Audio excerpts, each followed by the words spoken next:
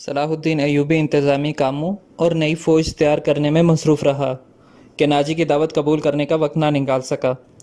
علی بن سفیان نے اسے ناجی کے متعلق جو رپورٹ دی، اس سے وہ پریشان ہو گیا۔ ایوبی نے علی سے کہا، تو اس کا مطلب ہے یہ شخص صلیبیوں سے زیادہ خطرناک ہے۔ یہ ایک سانپ ہے جسے مصر کی عمارت آستین میں پال رہی ہے۔ علی بن سفیان نے ناجی کی تخریب کاری کی تفصیل سنائی کہ اس نے کس طرح کس بڑے آدمی کو اپنے ہاتھ میں لیا اور انتظامیہ میں منمانی کرتا رہا۔ پھر کہا، اور جس سوڈانی سپاہ کا وہ سالار ہے، وہ ہماری بجائے اس کی وفادار ہے۔ کیا آپ اس کا کوئی علاج سوچ سکتے ہیں؟ صرف سوچ ہی نہیں سکتا، صلاح الدین ایوبی نے جواب دیا۔ علاج شروع کر چکا ہوں۔ مصر سے جو سپاہ بھرتی کی جا رہی ہے، اسے میں سوڈانی محافظوں میں گڈمٹ کر دوں گا۔ پھر یہ فوج سوڈانی نہیں، مصری ہوگی۔ ناجی کی یہ طاقت بکھر کر ہماری فوج میں جذب ہو جائے گی۔ ناجی کو میں اس کے صحیح ٹھکانے پر لے آؤں گا، اور میں یہ بھی وثوق سے کہہ سکتا ہوں کہ اس نے صلیبیوں کے ساتھ بھی گٹھ جوڑ کر رکھا ہے۔ علی بن سفیان نے کہا، آپ سلطنت اسلامیہ کو ایک مضبوط مرکز پر لا کر اسلام کو وسعت دینا چاہتے ہیں، مگر ناجی آپ کے خواب کو دیوانے کا خواب بنا رہا ہے۔ تم اس سلسلے میں کیا کر رہے ہو؟ یہ آپ مجھ پر چھوڑ دیں، علی بن سفیان نے جواب دیا۔ میں جو کچھ کروں گا وہ آپ کو ساتھ ساتھ بتاتا رہوں گا، آپ مطمئن رہیں۔ میں نے اس کے گرد جاسوسوں کی ایسی دیوار چن دی ہے جس میں آنکھیں بھی ہیں، کان بھی، اور یہ دیوار متحرک ہے۔ یوں سمجھ لیں کہ میں نے اسے اپنے جاسوسی کے قلعے میں قید کر لیا ہے۔ صلاح الدین ایوبی کو علی بن سفیان پر اس قدر اعتماد تھا کہ اس سے اس کی درپردہ کارروائی کی تفصیل نہ پوچھی۔ علی نے اس سے پوچھا، معلوم ہوا ہے کہ آپ کو جشن پر مدعو کر رہا ہے؟ اگر یہ بات صحیح ہے تو اس کی دعوت اس وقت قبول کیجیے گا جب میں آپ کو بتاؤں گا۔ ایوبی اٹھا اور ہاتھ پیٹھ پیچھے رکھ کر ٹہلنے لگا۔ اس کی آہ نکل گئی، وہ رک گیا اور بولا، علی بن سفیان، زندگی اور موت اللہ کے ہاتھ پہ ہے۔ بے مقصد زندگی سے کیا یہ بہتر نہیں کہ انسان پیدا ہوتے ہی مر جائے؟ کبھی کبھی یہ سوچ دماغ میں آ جاتی ہے کہ وہ لوگ شاید خوش نصیب ہیں جن کی قومی حس مردہ ہو چکی ہے اور جن کا کوئی کردار نہیں ہوتا، بڑے مزے سے جیتے اور اپنی آئی پر مر جاتے ہیں۔ وہ بدنصیب ہیں امیر محترم، علی نے کہا۔ ہاں بن سفیان، صلاح الدین ایوبی نے کہا، میں جب انہیں خوش نصیب کہتا ہوں تو یہی بات معلوم نہیں کون میرے کان میں کہہ دیتا ہے جو تم نے کہی، مگر سوچتا ہوں کہ ہم نے تاریخ کا دھارا اس موڑ پر نہ بدلا تو ملت اسلامیہ بکھر کر وادیوں، جنگلوں اور صحراؤں میں کھو جائے گی۔ ملت کی خلافت 3 حصوں میں بٹ گئی ہے۔ امیر منمانی کر رہے ہیں اور صلیبیوں کے اعلی کار بنتے جا رہے ہیں۔ مجھے یہ ڈر بھی محسوس ہونے لگا ہے کہ مسلمان اگر زندہ رہے تو وہ ہمیشہ صلیبیوں کے غلام اور اعلی کار رہیں گے۔ وہ اسی پر خوش رہیں گے کہ زندہ ہیں، مگر قوم کی حیثیت سے وہ مردہ ہوں گے۔ ذرا نقشہ دیکھو علی، آدھی صدی میں ہماری سلطنت کا نقشہ کتنا سکڑ گیا ہے۔ وہ خاموش ہو گیا، سر جھکا کر ٹہلنے لگا، پھر رک گیا اور سر کو جھٹک کر علی بن سفیان کو دیکھا۔ ایوبی کہنے لگا، جب تباہی اندر سے اٹھے تو اسے روکنا محال ہو جاتا ہے۔ اگر ہماری خلافت اور عمارتوں کا یہی حال رہا تو صلیبیوں کو ہم پر حملہ کرنے کی ضرورت پیش نہیں آئے گی۔ وہ آگ جس میں ہم اپنا ایمان، کردار اور اپنی قومیت جلا رہے ہیں، اس میں صلیبی آہستہ آہستہ تیل ڈالتے رہیں گے۔ ان کی سازشیں ہمیں آپس میں لڑاتی رہیں گی۔ میں شاید اپنا عزم پورا نہ کر سکوں، میں شاید صلیبیوں سے شکست بھی کھا جاؤں، لیکن میں قوم کے نام ایک وصیت چھوڑنا چاہتا ہوں۔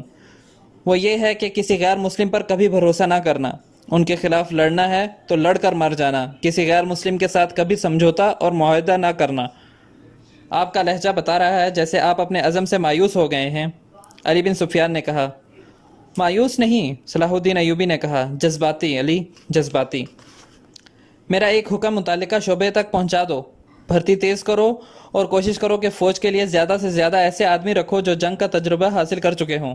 ہمارے پاس اتنی لمبی تربیت کا وقت نہیں۔ بھرتی ہونے والوں کا مسلمان ہونا لازمی قرار دے دو، اور تم اپنے لیے ذہن نشین کر لو کہ ایسے جاسوسوں کا ایک دستہ تیار کرو جو دشمن کے علاقے میں جا کر جاسوسی بھی کریں اور شب خون بھی ماریں۔ یہ جانبازوں کا دستہ ہوگا۔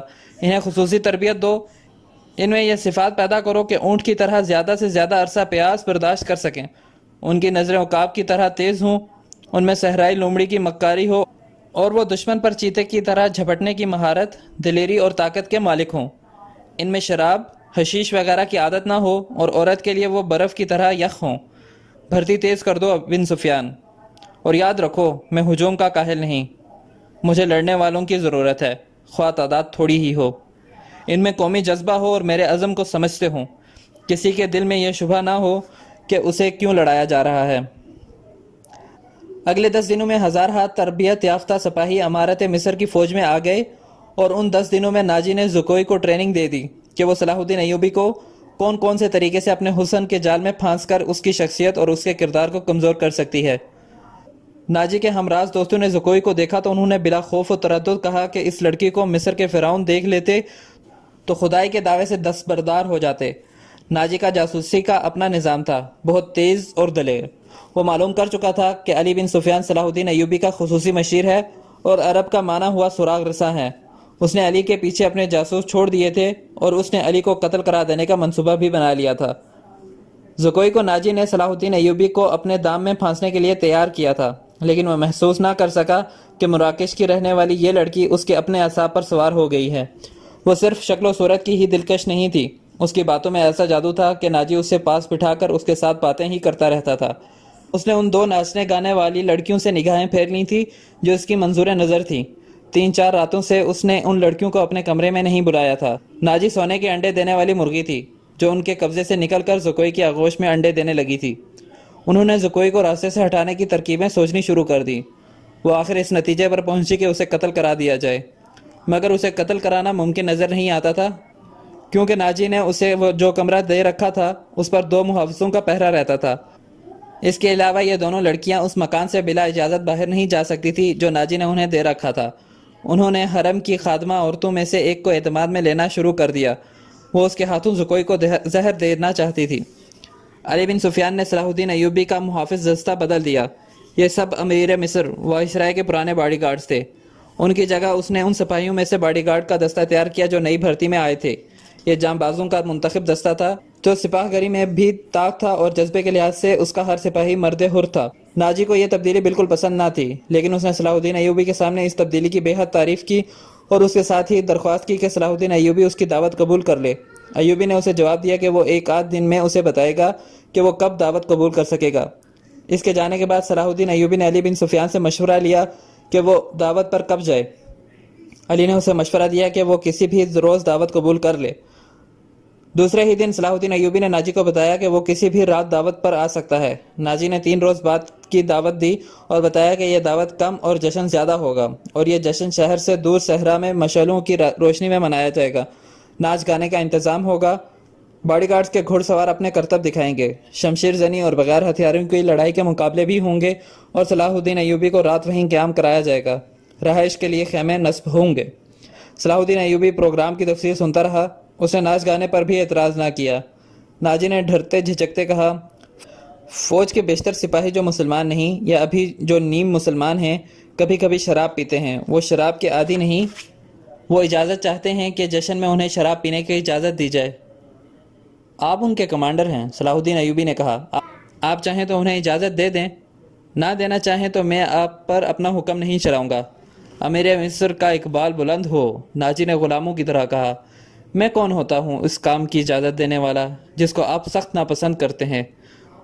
انہیں اجازت دے دیں کہ جشن کی رات ہنگامہ آرائی اور بدکاری کے سوا سب کچھ کر سکتے ہیں۔ صلاح الدین ایوبی نے کہا، اگر شراب پی کر کسی نے ہلا گلا کیا تو اسے سخت سزا دی جائے گی۔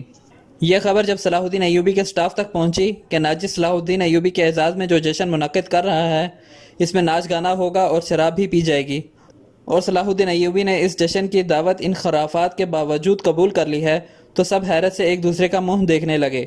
کسی نے کہا کہ ناجی جھوٹ بولتا ہے، وہ دوسروں پر اپنا رعب ڈالنا چاہتا ہے، اور کسی نے یہ رائے دی کہ ناجی کا جادو صلاح الدین ایوبی پر بھی چل گیا ہے۔ یہ رائے ان سربراہوں کو پسند آئی جو ناجی کے ہم نوالا اور ہم پیالہ تھے۔ صلاح الدین ایوبی نے چارج لیتے ہی ان کے لیے عیش و عشرت، شراب نوشی اور بدکاری جرم قرار دے دی تھی۔ اس نے ایسا سخت ڈسپلن رائج کر دیا تھا کہ کسی کو پہلے کی طرح فرائض سے کوتاہی کی جرت نہ ہو سکتی تھی۔ وہ اس پر خوش تھے کہ آج نئے امیر مصر نے کسی دعوت میں شراب اور رقص کی اجازت دے دی ہے تو کل پرسوں وہ خود بھی ان رنگینیوں کا رسا ہو جائے گا۔ صرف علی بن سفیان تھا جسے معلوم تھا کہ صلاح الدین ایوبی نے خرافات کی اجازت کیوں دی ہے۔ جشن کی شام آ گئی۔ ایک تو چاندنی رات تھی، صحرا کی چاندنی اتنی شفاف ہوتی ہے کہ ریت کے ذرے بھی نظر آ جاتے ہیں۔ دوسرا ہزار مشعلوں نے وہاں صحرا کی رات کو دن بنا دیا تھا۔ باڈی گارڈز کا ہجوم تھا جو ایک وسیع میدان کے گرد دیوار کی طرح کھڑا تھا۔ ایک طرف صلاح الدین ایوبی کے بیٹھنے کے لیے جو مسند رکھی گئی تھی وہ کسی بہت بڑے بادشاہ کا تخت معلوم ہوتی تھی۔ اس کے دائیں بائیں بڑے رتبوں کے مہمانوں کی نشستیں تھیں۔ اس وسیع و عریض تماشا گاہ سے تھوڑی دور مہمانوں کے لیے نہایت خوبصورت خیمے نصب تھے۔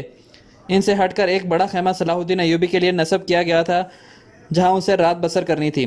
علی بن سفیان نے سورج غروب ہونے سے پہلے وہاں جا کر اس خیمے کے ارد گرد محافظ کھڑے کر دیے تھے۔ جب علی بن سفیان وہاں محافظ کھڑے کر رہا تھا، عین اسی وقت ناجی زکوئی کو آخری ہدایات دے رہا تھا۔ اس شام زکوئی کا حسن کچھ زیادہ ہی نکھر آیا تھا۔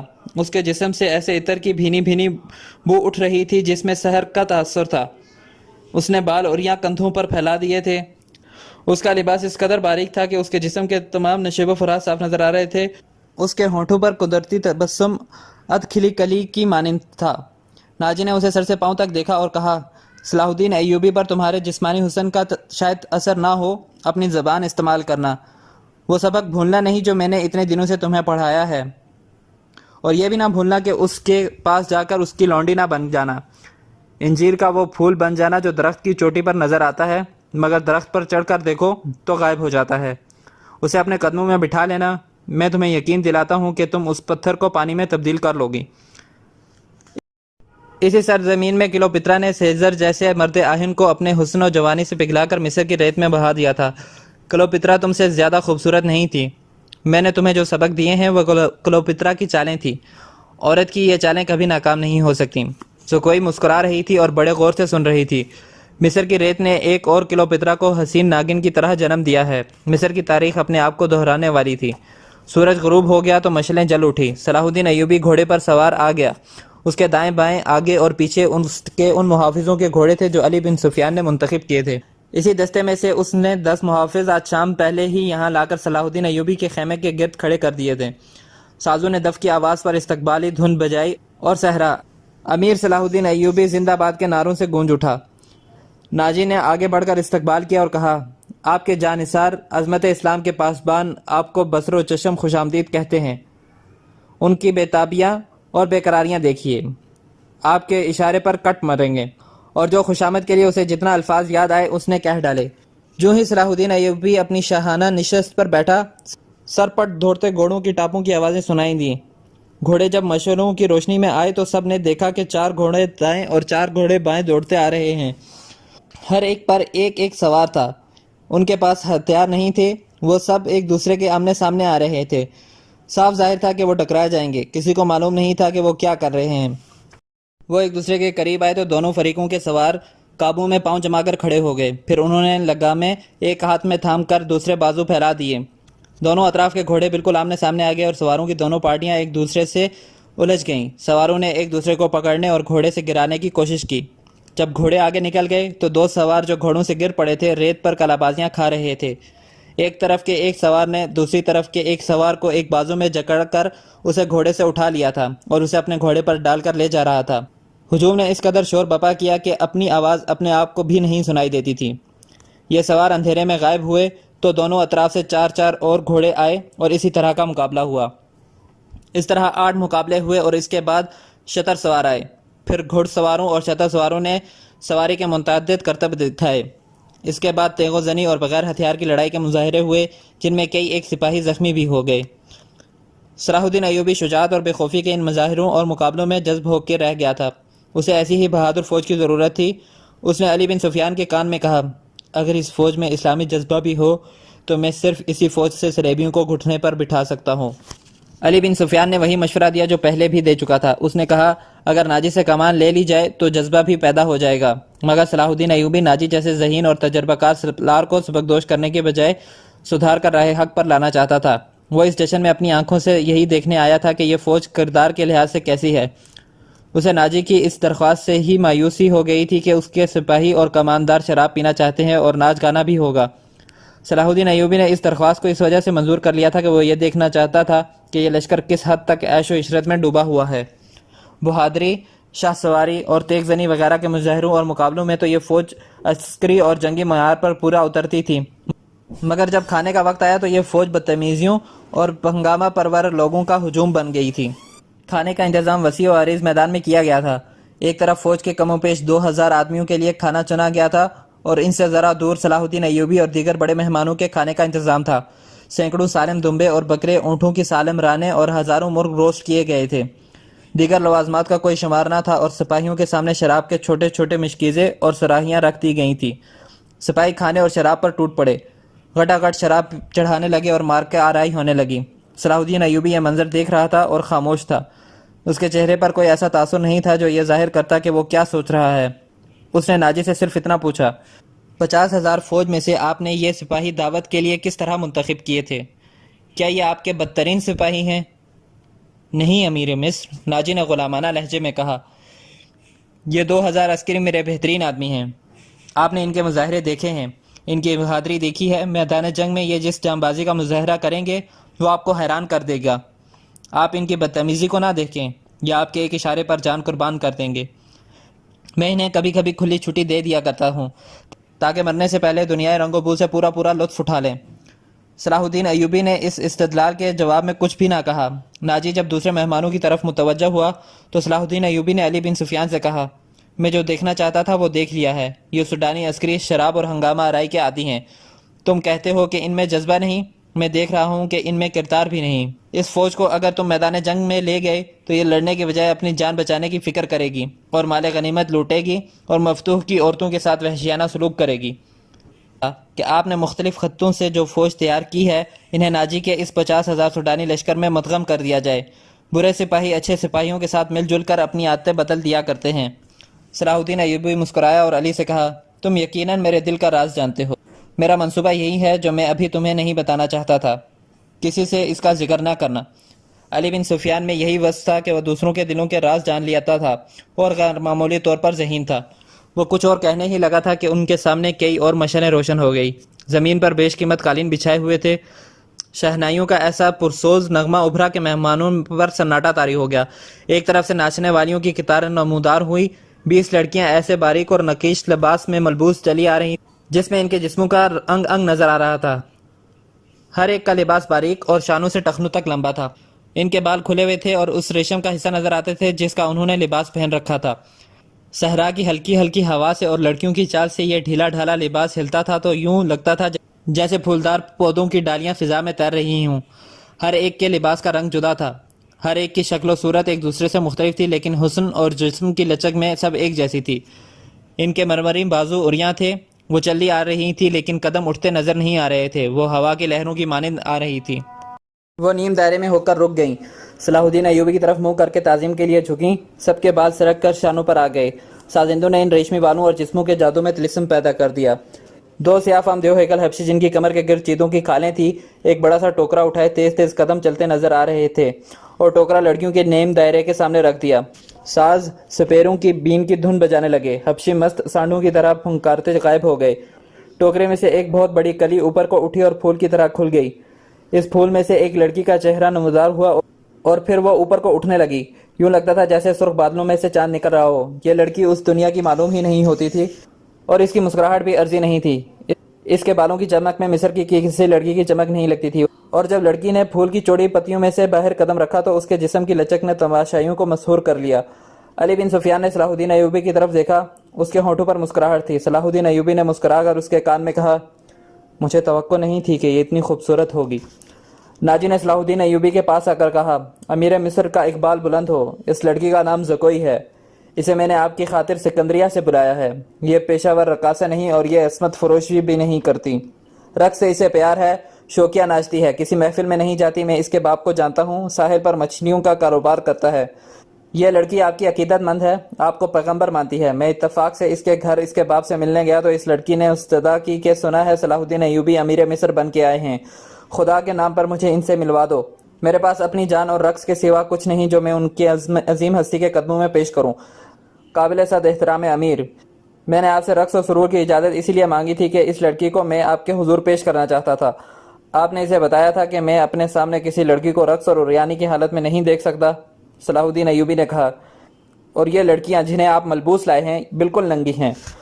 عالی مقام ناجی نے کھسیانہ ہو کے جواب دیا، میں نے بتایا تھا کہ امیر مصر رقص کو پسند نہیں فرماتے، لیکن یہ کہتی تھی کہ وہ میرا رقص پسند کریں گے کیونکہ میرے رقص میں دعوت گناہ نہیں، اور باعصمت لڑکی کا رقص ہوگا۔ میں ایوبی کے حضور اپنا جسم نہیں اپنا فن پیش کروں گی۔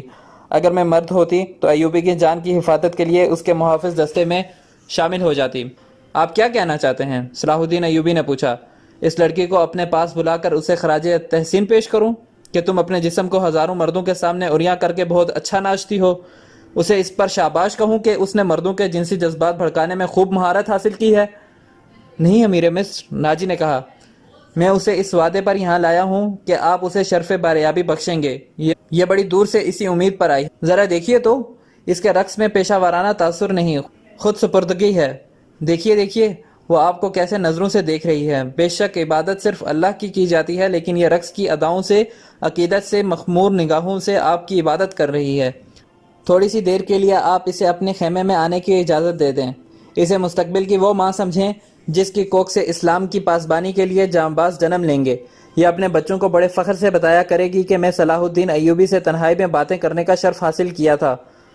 ناجی نے نہایت پر اثر الفاظ اور جذباتی لہجے میں صلاح الدین ایوبی سے منوا لیا کہ یہ لڑکی جسے اس نے ایک بردہ فروش سے خریدا تھا، شریف باپ کی باعصمت بیٹی ہے۔ اس نے صلاح الدین ایوبی سے کہلوا لیا کہ اچھا، اسے میرے خیمے میں بھیج دینا۔